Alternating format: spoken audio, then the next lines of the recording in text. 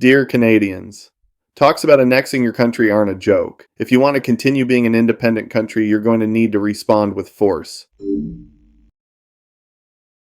So over the past few months, I've been making videos discussing the threat of the United States annexing Canada and why this is a bad thing. In fact, the first video I uploaded addressing this was uploaded 3 days before the United States presidential election. It was only after that election Donald Trump started calling for an annexation of Canada.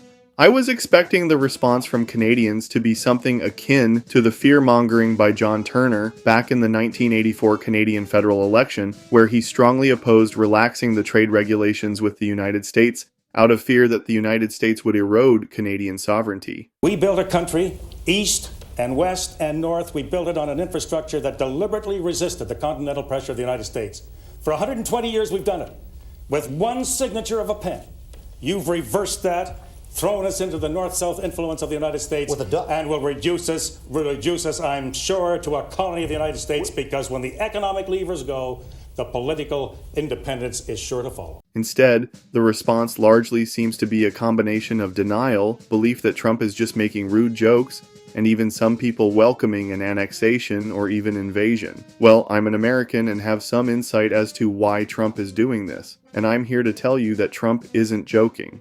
In short, what Trump is doing here is telling the people running Canada that if they don't contribute enough to NATO's military, or even their own military, then Canada, along with many other NATO countries, are dead weight that is just waiting to be conquered by either China or Russia. There's a YouTuber named Ryan Macbeth, who's both ex-United States Army and current intelligence analyst, who uploaded an excellent video called America's Betrayal: The Real Story Behind Ukraine's Crisis, where he points out how several European countries in NATO refuse to contribute to the military whilst relying on the United States to do all the heavy lifting for them. Then our allies would have the nerve to talk shit about us for having inadequate social safety nets compared to their countries. Then when we call out such Europeans for acting this way, they try gaslighting us by saying, "Oh, that means we like you." First of all, nobody is falling for that. Second, imagine this. Let's say you live in your house and some deadbeat who isn't related to you is also living in your house.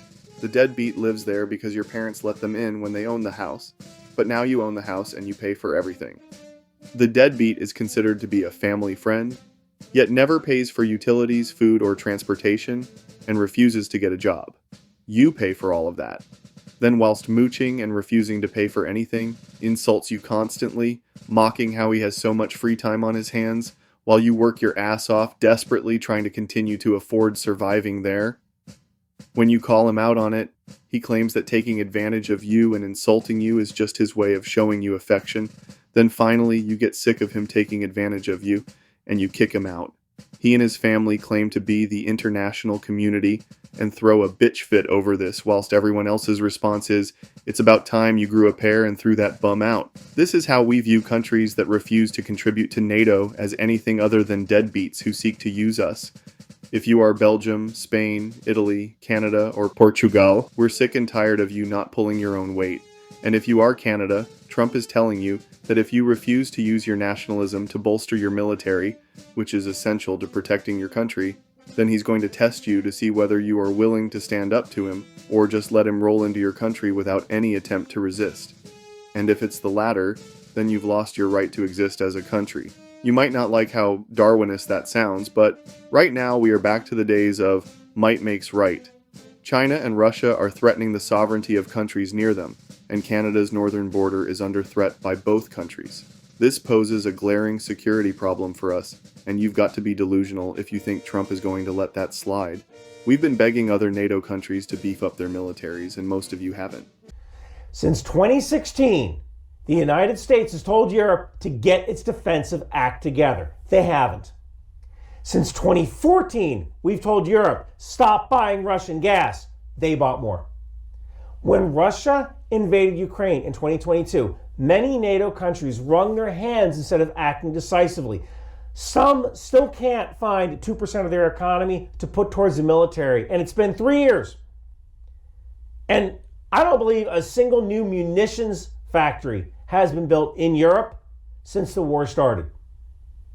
That's kind of on them. So part of this is the administration saying, no more free rides. China is rising. The U.S. needs to shift its focus to the Pacific. And Ukraine got caught in the middle of realpolitik. All because you think you don't need to if you can just get away with mooching off of us. So what are you going to do if we not only yoink the gravy train, but threaten to invade you for being deadbeats? What are you going to do if we actually do invade you? If you went to jail and someone tests you, is your gut instinct to just drop your pants and bend over for them? Despite former Prime Minister Justin Trudeau showing anything but a spine and standing up to Donald Trump when Trump tested him, many Canadians responded to Trump's threats of annexation by enlisting in the Canadian Armed Forces. Justin's successor, Mark Carney, has made it clear that attempts of annexation by Agent Orange are unwelcome. However, there are some Canadians that shockingly advocated for Canada being annexed. This isn't new. There was a guy who advocated for this back when Canadians panicked about the threat of annexation back in the 20th century. What's ironic is that back then, most people in the United States couldn't care less about Canada for good or ill. The only Americans who want to see such an annexation are maggots and imperialists, which is less than 30% of our population, meaning most people in the United States aren't interested in fighting and dying in a conflict that would be costly to Americans and only beneficial to the ruling class. The Canadians who advocate for annexation of their country try to entice us with promise of natural resources. They seem to be motivated by resentment towards the Canadian government for an unsustainable and unbearable cost of living, with nothing substantial being done to fix it. But to those Canadians, I say this: if you hate the cost of living in Canada and want to live in the United States, why don't you just move to the United States? Our immigration policy is nowhere near as stingy as yours, even with Trump and his cronies at the helm. In fact, I bet you Trump and his followers just don't want non-whites who don't speak English coming in. So if you speak English and you're white, they'll gladly let you into their ethno-state project. And if you happen to be a Canadian politician like the Premier of Ontario or even the Prime Minister, please hear me out. I beg you to strengthen your military, buy equipment from Germany. Their equipment rules. Ours is technologically impressive, but absurdly expensive. And you don't want to put your balls in Trump's vice grip at a time when he's threatening to clench his fist. As for my opinion on all of this, I've already laid out how I feel about such an annexation in these videos, and my reasons for opposing it. What is your take? Let me know in the comments below if you are Canadian and you're watching this. Good luck out there.